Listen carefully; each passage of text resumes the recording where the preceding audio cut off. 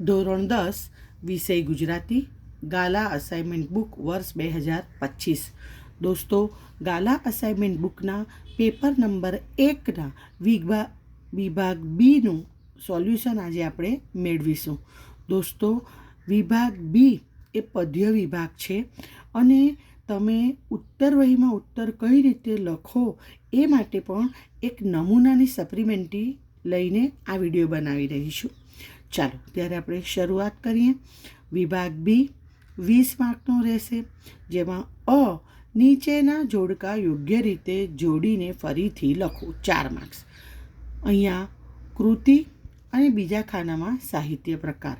દોસ્તો, આ જ રીતે ખાના પાડીને તમારે કૃતિની અંદર 17, 18, 19, 20 બેઠું કોપી કરી લેવાનું છે।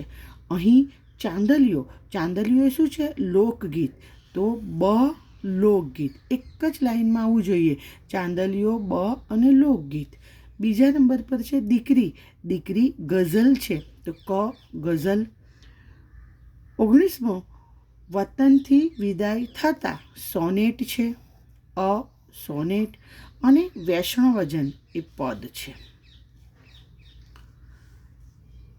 આપણે પહેલાં અ અને બ ક 3 વસ્તુ સમજી લઈએ અને પછી સપ્લિમેન્ટરીમાં એના જવાબ પણ જોઈએ કે બ છે, કૌંસમાં આપેલા વિકલ્પોમાંથી યોગ્ય વિકલ્પ પસંદ કરી ખાલી જગ્યા પૂરો। કવિ ખાલી જગ્યાના ઉડતા આવવાની ઈચ્છા વ્યક્ત કરે છે, મોરપીંછ। 22મો પ્રશ્ન, શીલવંત સાધુનો અર્થ ખાલી જગ્યા થાય ચારિત્ર્યવાન। 23મો, સ્વજન સુધી કોણ લઈ જશે? તો દુશ્મનો। અને 24મું, ખાલી જગ્યા બનવું દુર્લભ છે, તો દેશ દીપક। આગળ વધીએ। ક નીચે આપેલ પ્રશ્નોના એક વાક્યમાં ઉત્તર લખો। 2 માર્કના છે અને 2 સવાલ પૂછાશે, તમારે બંને લખવાના છે, બંને ફરજિયાત છે। પંખીને પામવા કવિ શું કરવાનું કહે છે? તો પંખીને પામવા કવિ પંખીના ગીતને છાનામાના સાંભળવાનું કહે છે। અને 26મો પ્રશ્ન, કવિ કયા વૃક્ષની નીચે બેઠા હતા? તો કવિ મહુડીના વૃક્ષની નીચે બેઠા હતા। જો સપ્લિમેન્ટરીની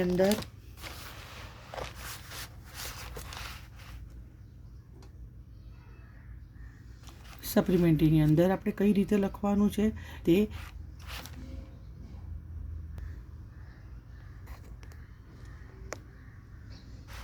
વિભાગ બી જોડકા જોડો, જેમાં અહીં અ અને આ બાજુ બ, 17, 18, 19, 20 ચાંદલિયો દીકરી વતનથી વિદાય થતા અને વૈષ્ણવજન।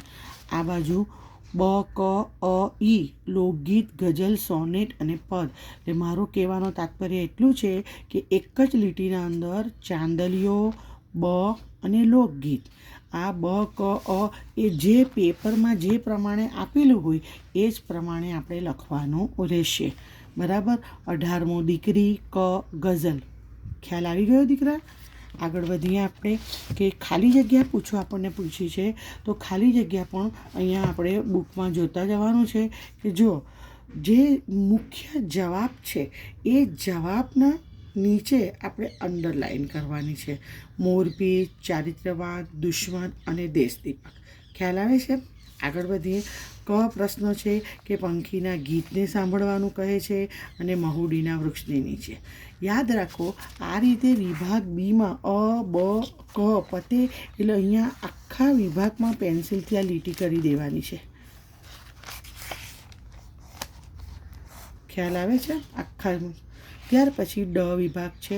ડ વિભાગમાં શું છે? તો કે ડ વિભાગના અંદર છે કે નીચે આપેલ પ્રશ્નોના 3-4 વાક્યમાં ઉત્તર લખો। 27મો પ્રશ્ન છે, કવિ રાજેન્દ્ર શાહ આપણી વ્યથામાંથી કેવી રીતે રસ્તો કરી કાઢવાનું કહે છે? 28મો, સત્યના આયુધની શી વિશેષતા છે? અને 29મો, દીકરીના માથે હાથ ફેરવવો અને દીકરી હાથ દે એ બંનેમાં શો તફાવત છે? અહીં યાદ રાખો 2 માર્ક્સનો એક જવાબ છે, આપણી પાસે 2 જ માંગેલા છે એટલે માત્ર 2 જ લખવાના, વધારે લખવાની કોઈ આવશ્યકતા નથી. બરાબર. અહીં જો આ 27મો પ્રશ્ન આ દીકરીએ લખ્યો છે કે સત્યના આયુધની સી વિશેષતા છે?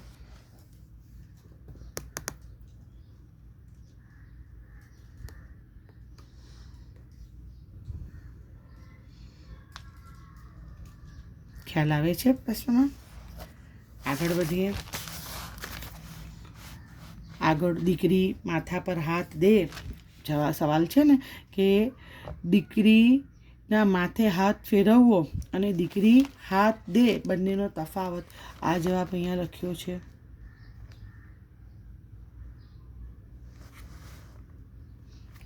ત્યારબાદ બે વિસ્તૃત જવાબ છે ઈ વિભાગની અંદર, કે ઈ વિભાગની અંદર આપ્યું છે કે નીચે આપેલ પ્રશ્નોના 10-12 વાક્યમાં મુદ્દાસર ઉત્તર લખો. જેમાં 30, 31 ને 32 3 પ્રશ્નો આપેલા છે, 6 માર્ક્સના છે અને 2 જ લખવાના છે. હવે મુદ્દાસર જવાબમાં આપણે કઈ રીતે લખવાનું છે? સર્વપ્રથમ તો જે સવાલ તમે લખવાના હોય, બરાબર, એ સવાલ વિચારી લો. પહેલાં અહીંયા નોટબુકની અંદર ટાઇટલ આપો કે 7-8 લીટીમાં ઉત્તર લખો, 6 માર્ક્સ છે. પ્રશ્ન લખો, વતનથી વિદાય થતાં કવિનું વેદનાનું વર્ણન કરો અને પછી પદ્ય, સાહિત્યકાર, સાહિત્ય પ્રકાર અને સંકલન એ તમારે વ્યવસ્થિત રીતે લખવાનું. હવે અહીં યાદ રાખવાનું કે જો કદાચ સંકલન ભૂલી ગયા હોય તો લખવાની કોઈ જરૂરત નથી કે સંકલન કરીને જગ્યા છોડી દો. ના, આવું બધું ના કરવાનું. જેટલું યાદ હોય એટલું લખી કાઢવાનું.